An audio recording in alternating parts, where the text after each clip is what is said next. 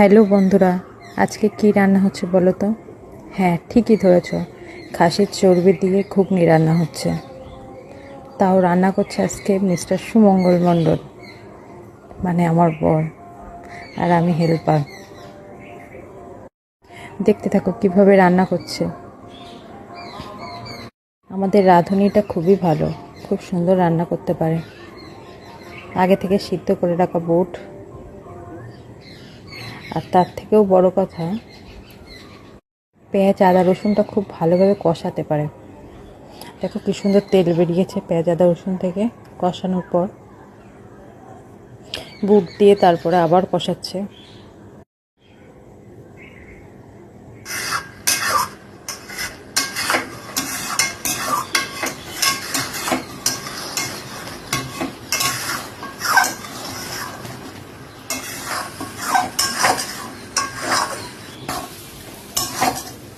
খুব সুন্দর হয়েছে, দেখো কালারটা, টেস্টি টেস্টি।